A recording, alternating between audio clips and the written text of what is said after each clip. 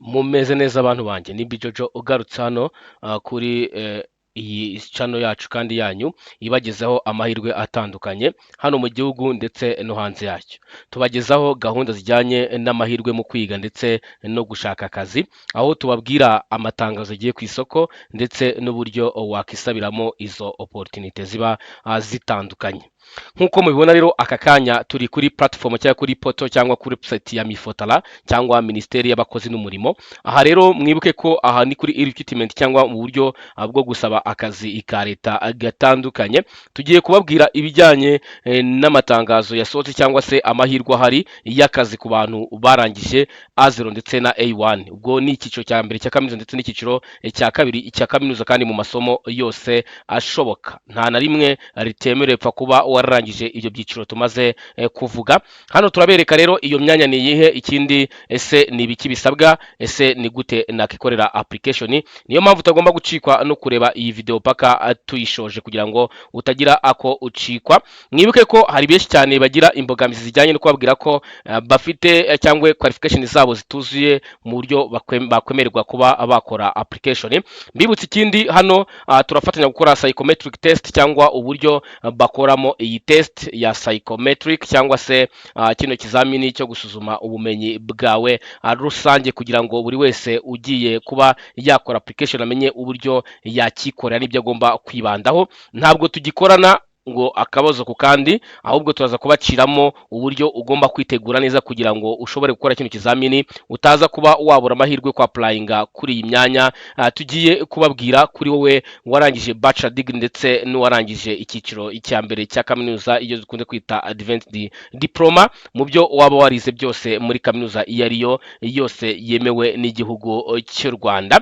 Rero nk'uko mubibona aha ni muri search, ariko mbere na mbere nabanje nkora login cyangwa nishyizamo konti yanjye ya Mifotara. Nawe urakoresha email na password byinjira muri Mifotara ubundi ube ugeze kuri no platform. Nimba ufite ikibazo cyo kuba winjira muri platform yawe ikakubwira ko user not found cyangwa se ufite ikindi kibazo, watwandikira kuri WhatsApp tukaganira cyangwa tukaguha ubujyanama by'uko uburyo wakikemurira icyo kibazo kugira ngo ibintu byose bigende. Ndetse namwe mwese mukora login bakababwira ko password iri expired, namwe tugerageza gufashanya kugira ngo ibintu bijye mu buryo. Ibyo nibyo tubafasha gusa ni ugukora konte, gukemura ibibazo muri system, ariko kwa applyinga buri wese agomba kwiapplyingira nkuko nagiye mbivuga umunsi ku munsi, kubera ko psychometric ntago ari ikizamini umuntu akorera undi, ahubwo ni ikizamini gisuzuma ugiye gusaba akazi. Ariyo mpamvu bababwira ngo mu gihe ugiye kuri iki kizamini ugomba kwitonda neza, kuko ushobora kuzisanga uri blacklist utemerewe kujya wapplyinga n'umunsi n'umwe kubera amakosa waba warakoze mbere. Niyo mpamvu rero tugiye kugenda akantu ku kandi. Hano ni muri search ndandikamo ijambo Kigali City. Mwibuke ko iyo myanya ubwo nyine ni y'umujyi wa Kigali. Nkuko mubibona hano hari imyanya myinshi y'umujyi wa Kigali. Ngewe rero umwanya tugiye kurebaho ni uyu mwanya w'umujyi wa Kigali wa nyawe. Iyi rero ni Economic and Human Capital Development Officer, mwebwe mukunze kumwita SEDO cyangwa se ushinzwe imibereho myiza y'abaturage. Rero uyu nguyu yungiriza executive cyangwa se secretary executive officer cyangwa uhagarariye akagari cyangwa umunyamabanga nshingwabikorwa w'akagari. Uyu rero niwe uba umwungirije. Mbibutse ko mu ntara ho hakora abafite ibyiciro by'amashuri yisumbuye, ariko mu mujyi wa Kigali ho hakora abafite ibyiciro by'amashuri ya kaminuza. Ku cyiciro cya mbere cya kaminuza ndetse n'icyiciro cya kabiri cya kaminuza, ibyo nababwiye ni A1 ndetse na A0 na advanced diploma ndetse na bachelor degree cyangwa licence. Iyo umaze kugera hano rero umwanya urawureba, bikagusaba ko umanza kuwukandaho kugira ngo urebe ni ibiki bisabwa nkuko nabibabwiye akantu ku kandi. Hano murabona ko bambwiye ko ndi not qualified. Iki kibazo ndaje mbigishe uburyo bagikemura, kuko ibi bintu tugiye kubabwira biri kwa applyinga abantu bize ibintu bitandukanye, ntago ari umuntu umwe. Ibi rero nibyo tugiye kurebaho. Rero nidukomeza hano hari ibizamini bizakorwa, hari psychometric test, hari written ndetse na oral. Ubwo ni ikizamini cya psychometric ndetse n'ikizamini cya written ndetse n'ikizamini cya interview. Ubwo rero uyu munsi habanza psychometric, noneho wazaba selected mugakora written, watsinda written ku manota ari hejuru ya 70 ukitabira oral, noneho finally ukaba wajya kuri mu kazi kawe bitewe n'umwanya uba wasohotseho. Ngiye kubasomera rero ni bande bemerewe applyinga kuri iyi imyanya cyangwa se iyi myanya 10 y'ubusedo cyangwa abungirije executive cyangwa se umunyamabanga nshingwabikorwa w'akagari. Abantu bemerewe applyinga nabize ibi bikurikira. ugomba kuba warize economy muri bachelor degree, ugomba kuba warize public administration, ugomba kuba warize administrative sciences, ugomba kuba warize sociology, ugomba kuba warize project management, ugomba kuba warize education, ugomba kuba warize public policy, ugomba kuba warize management, ugomba kuba warize communication, ugomba kuba warize journalism, ugomba kuba warize human resource management, ugomba kuba warize law, ugomba kuba warize developmental studies, ugomba kuba warize statistics, ugomba kuba warize procurement, ugomba kuba warize applied mathematics, ugomba kuba warize environmental health sciences, ugomba kuba warize geography, ugomba kuba warize psychology, ugomba kuba ufite A1 muri governance and leadership, ugomba kuba ufite A1 muri business administration, ugomba kuba ufite A1 muri management, muri finance, muri accounting, muri information studies, muri library information sciences, muri office management, muri computer science, muri management system, muri history, muri philosophy, muri clinical psychology, muri social work, muri political sciences, muri human studies, muri electricity, muri mechanical, muri education, muri gender studies, muri information development, muri entrepreneurship, muri environmental sciences, muri public health, muri surveying, muri mathematics, muri communication, muri management, muri business management, muri social work, muri sociology, muri education n'andi masomo menshi cyane. Nkuko mubibona rwose ibintu ni wane, ibintu rwose ni byiza cyane. Rero abantu bose barangije igiciro cya bachelor ndetse n'icya A1 cyangwa diploma advanced bemere kuba bakapplyinga kuri no myanya nkuko babibabwiye. Ngiye kubereka rero mu gihe wabonye iri jambo rivuga you are not qualified, ese nakora iki kugira ngo ibintu byanjye bigende neza. Mbere na mbere ugomba kumanza ukamenya ngo nize iki, ese ibintu nize biremerewe. Nababwiye ko umuntu wize A1 muri education ndetse na bachelor muri education arabyemerewe. Ngiye turi kuvugana nize education, bachelor degree of education muri early childhood education, ariko icyo gihe nyine ikibanze nuko ufite qualification ya bachelor of education, ibindi ni amawusiyo arengaho inyuma. Rero ugahita uza muri profile yawe, hano ni muri education yanjye. Ndihuta cyane, education yanjye rero nkuko mubibona hari bachelor degree in education, nkagira bachelor degree in early childhood education, nkagira A2 muri public works. Ariko ahangaho rwose nakubeshye, narabeshye. Buriya nari ndimo ndigisha umuntu uburyo agomba gukemura ibi bintu. Ngewe nize social studies muri TTC, social sciences teaching religious and social studies, ahita ngiramo advanced diploma cyangwa nyine ya A2 yanjye. Nihuta cyane njya kureba ahantu ibitse, bundi dukomeze aho twari tugeze. Nanditseho ijambo ryitwa high school, yego na updating. Rero icyo ngiye gukora, murabona hano ko ufite bachelor degree in education. Hano mu mwanya baduhaye, ndasubira muri mwitangazo rya nyaryo ubwaryo, ndaza ku mujyi wa Kigali. Aha ni Kigali nyine, ni Economic and Human Capital Development Officer. Ndebe ibijyanye na education bihuye n'ibyo nize nyine. Ndafata education sciences, iyi ngi rwose buri wese yize education aba yemerewe. Iyi ni ikisosi nyine, twese twize education, umuntu wese uzi ko yize education yemerewe uyu mwanya, kandi nkuko muribona nta experience bisaba. Ndahita nkora copy, nindangiza nsubire muri profile kuri education. Nindangiza ndahita nza hano nashyize bachelor of education, nkore edit. Nindangize nzi hano muri college, ni college ya education iragumaho, ahubwo hano handitse ngo choose qualification, ndakirikamo. Nindangiza nkore paste, hajyemo rya somo riri muri database. Impamvu kubwira you are not qualified ni ukubera ko database iba itari guhuza n'ibyo wowe biri muri profile yawe. Ni byiza rero gukora copy and paste kugira ngo bihure neza na database. Nurangiza uhitemo ukirika hano bijyemo, uhite ucuzinga degree yawe aho wayibitse ujye kuyireba. Ndareba degree yanjye ahantu iri, bachelor degree, nkore copy, nkore update. Bivuze ngo ubu ngubu namaze ku updating amakuru. Nagaruka kuri hano hashyirwa amatangazo, none nkongera nkandikamo umujyi wa Kigali, Kigali city, narangiza nkakirikaho. Nkuko mubibona noneho bise biba qualified. Ikindi bahise banyemerera gukora psychometric test. Turi kumwe.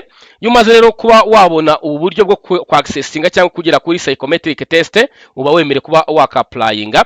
Icyambere urahita uwinjira hano bisanzwe.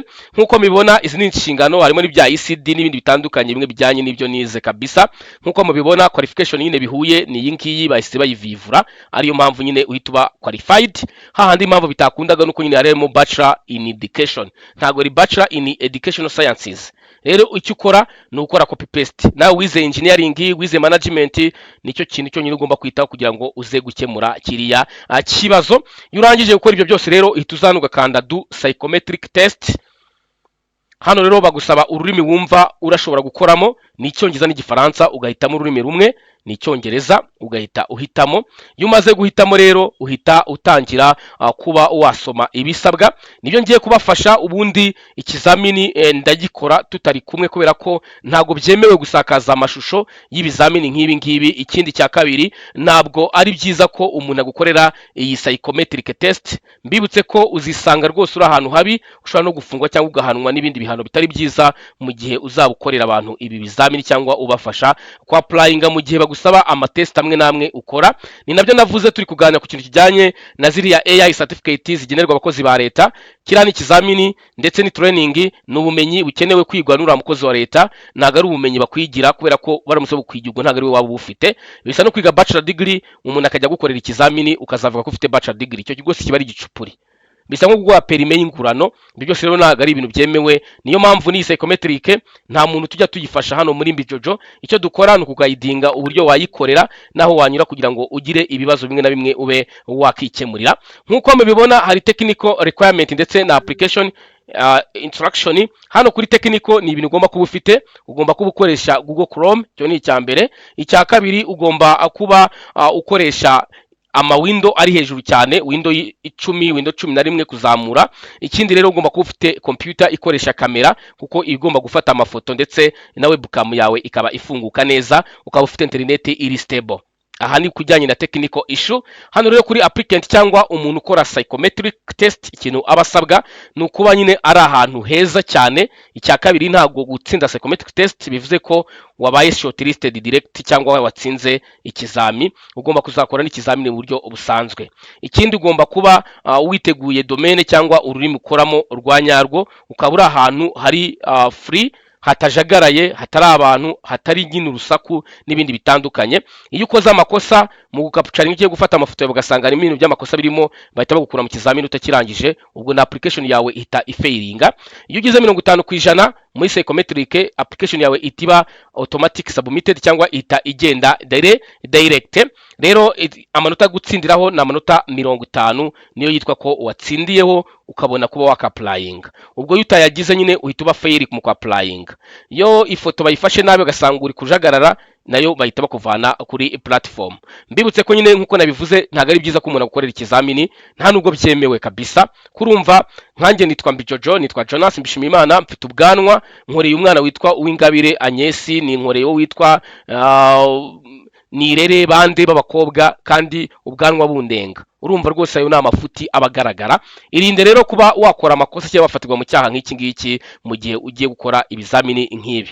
Iyo umaze kumva amabwiriza yose uyasobanukiwe, nyaboneka nibwo itukanda hano handitse I have read and accept all instruction, ugahita ukanda continue. Iyo ugeze hano rero uba ugiye gufata ikizamini.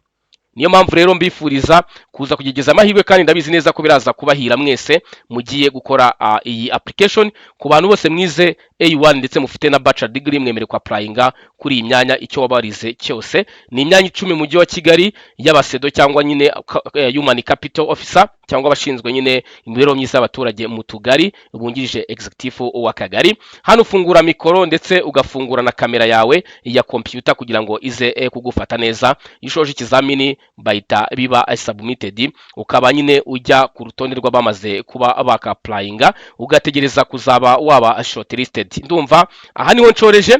Habifuriza amahirwe masa mwese mugiye gukora application, kandi Nyagasani akomeze abarinde. Nimba ari ubwa mbere wari udusuye, wakanda subscribe ndetse n'inzoga imenyekanisha kugira ngo video z'amahirwe dushyiraho zibe ezagufasha umunsi ku munsi. Nugira ikibazo mu bijyanye no gukora konti ya Mifotara, ibibazo by'ama email n'ibindi bitandukanye, uba watuvugisha. Ndetse ni hano kuri psychometric ntucike, tuba duguha guidelines cyangwa se tukakwigisha ukuntu ushobora gukora test ku kibazo kimwe kugira ngo ibintu bibe byaba byiza. Murabona ko person not detected ni ukubera ko nanze gufungura kamera, niyo mpamvu mbaye mbasezeye kugira ngo ngerageze aka kantu nawe tuzahurire mu kizamini cy'uyu mwanya twishimye kandi ibintu ndabizi ko bizagenda neza. Nyagasani akomeze abagirire impuhwe kandi abahe umugisha, akomeze abahundagazeho amahoro no kurama, ndetse n'amahirwe yanyu akomeze ayasasikazeho ibyiza byose. Nyagasani rero niwe ukora byose, niyo mpamvu utagomba kumujya kure. YouTube ni yanyu kandi ni yacu, nayo ntukajye ucikwa no kuyikurikira ndetse no gukana subscribe n'inzogera yo kumenyekanisha. Mu gihe ufite ikibazo wacyandika muri comment, ndetse mu gihe ubona video ari ingirakamaro uba wakanda kuri share ukayisangiza bagenzi bawe utibagiwe na like. Imana ibane namwe.